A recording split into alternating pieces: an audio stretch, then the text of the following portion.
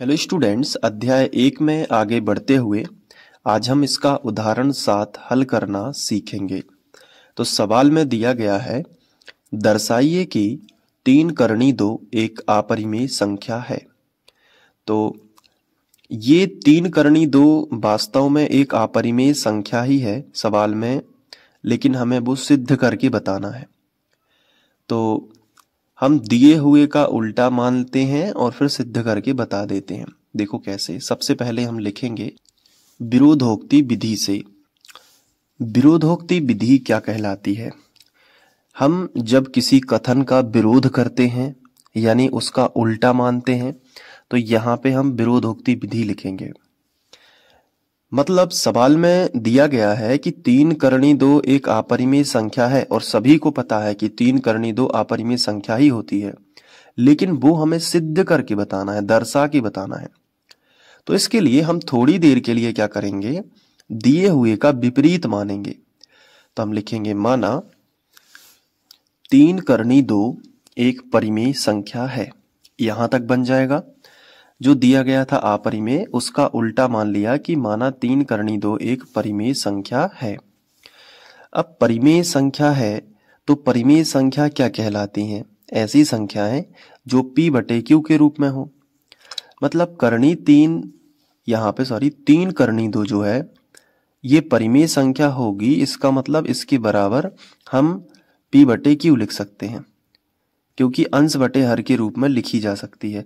तो ये जो अगर परिमेय संख्या है यानी कि ये p बटे q के रूप में भी लिखी जा सकती है, तो बराबर क्या होगी? p बटे q। जहां p और q के बारे में हमें लिखना होता है कि p और q सह अभाज्य पूर्णांक है। सह अभाज्य पूर्णांक क्या कहलाते हैं? जिनका एक ही गुणनखंड हो और जिनका HCF 1 होता है। ठीक है, केवल एक संख्या एक। और इनका जो Q बराबर है वो कभी भी 0 नहीं हो सकता, यानी जो हर है वो 0 नहीं हो सकता, क्योंकि अगर हर 0 हो जाए तो वो परिमेय संख्या ही समाप्त हो जाएगी। तो ये तो मैंने आपको बताया भी है। इतना समझ में आ गया। इसके बाद हमें क्या करना है कि अगर कोई संख्या रहती है, अगर कोई परिमेय संख्या है, अगर कोई अपरिमेय संख्या है, बहुत ध्यान से समझो, अगर कोई अपरिमेय संख्या है उसमें करनी वाली संख्या को हम सेपरेट अलग लिखेंगे, क्योंकि हमें पता है कि करनी 2 एक अपरिमेय संख्या है, तो हम उसको एक साइड लिखना चाहेंगे। तो करनी 2 को एक तरफ लिख लो, तो बराबर में ये जो 3 है ये गुणा में था तो ये बटे में आ जाएगा, तो p बटे 3q आ जाएगा। मतलब अब हमें जो संख्या दी गई थी 3 करनी 2, उसमें हम करनी 2 की हेल्प लेके इसे प्रूव कर देंगे कि 3 करनी 2 एक परिमेय संख्या नहीं है बल्कि अपरिमेय संख्या है। कैसे करोगे? काफी सिंपल है, बहुत ध्यान से समझना। इसमें हम इतना जैसे ही आएगा उसमें हम ये मान सकते हैं कि p और q तो परिमेय संख्या है ही, और 3 भी क्या है? एक परिमेय संख्या है, क्योंकि इसके बटे हम 1 लिख सकते हैं।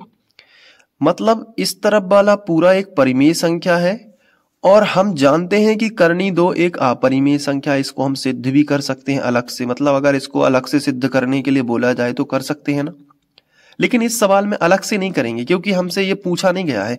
हमसे पूछा गया है केवल 3 करनी 2 के बारे में बताइए। तो हम यहाँ पे जो हमें संख्या दी रहती है, अगर उसमें कोई छोटा सा टुकड़ा हमें पता है या दुनिया जानती है कि हाँ वो अपरिमेय है, तो एक तरफ परिमेय संख्या और एक तरफ अपरिमेय संख्या, ऐसा कैसे हो सकता है? परिमेय संख्या के बराबर में कोई अपरिमेय संख्या नहीं हो सकती है, क्योंकि परिमेय संख्या के बराबर में हमेशा परिमेय संख्या होती है और अपरिमेय संख्या के बराबर में हमेशा अपरिमेय संख्या होती है। इसका मतलब तो ये गलत लिखा है। इसका मतलब जो हमने माना है वो ही गलत है, क्योंकि इसलिए ये ऐसा आया है। तो फिर हम क्या करेंगे? इस सवाल में लिखेंगे कि चूंकि p बटे 3q है ना, एक परिमेय संख्या है, एक परिमेय संख्या है।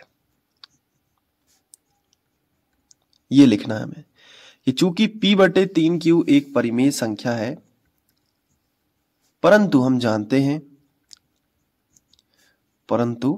हम जानते हैं कि जो करनी दो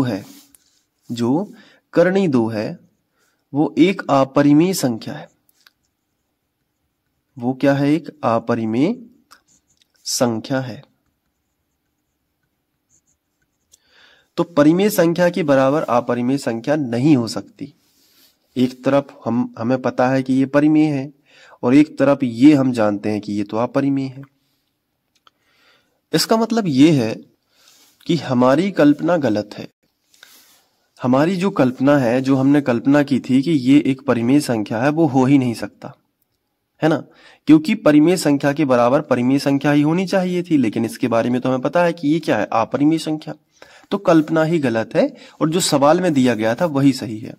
तो लिखेंगे हमारी कल्पना गलत है, अतः जो संख्या थी 3 करनी 2, ये एक अपरिमेय संख्या ही है। तो इस तरीके से अगर कोई हमें संख्या दी रहती है और अगर उसमें एक भी सपोर्टिंग रूल होता है, जैसे हमें सिद्ध करना था 3 करनी 2 के बारे में, लेकिन इसमें हमने करनी 2 की हेल्प ली कि इसके बारे में देखो, पूछा तो पूरा सवाल में 3 करनी 2 है, लेकिन पता तो हमें इसके बारे में है ना कि ये तो भैया अपरिमेय ही है। तो इसी की हेल्प ली कि करनी 2 अपरिमेय है, इसलिए 3 करनी 2 भी एक अपरिमेय संख्या ही है।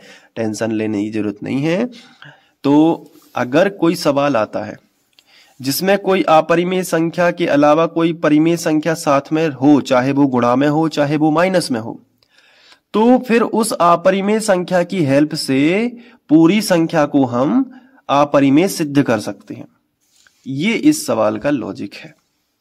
तो आप कोई भी सवाल कर सकते हो, जरूरी नहीं है कि बुक का ही, कोई भी सवाल कर सकते हो, क्योंकि आपको एक चीज पता है कि हमें अगर कोई संख्या दी रहेगी तो हम पूरी संख्या में कहीं ना कहीं वो संख्या जरूर सेपरेट कर लेंगे जिसके बारे में हमें जानकारी है कि हाँ ये तो भाई साहब ये तो अपरिमेय ही होगी, तो उसको एक जगह अलग कर लेंगे।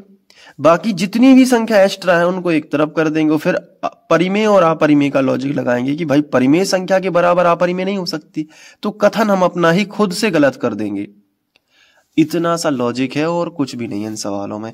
पहले हम क्या करते हैं, जो संख्या दी रहती है ना हमको, हम वो परिमेय मान लेते हैं, मतलब दिए हुए का बिल्कुल ऑपोजिट।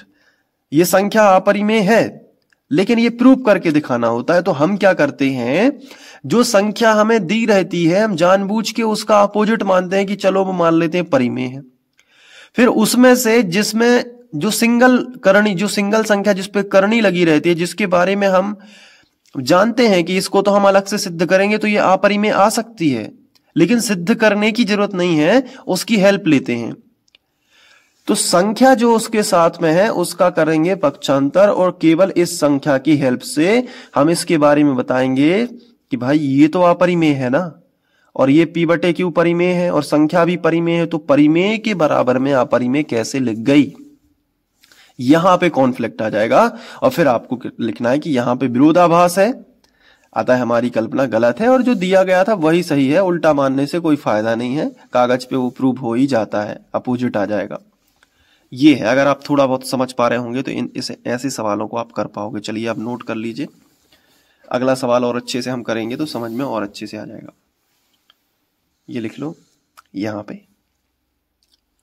इसके बाद ये वीडियो को पॉज करते के लिखना ही है और नोट्स अच्छे से बनाते जाना है। इसके बाद हम प्रश्नावली 1.2 में एंटर करने वाले हैं।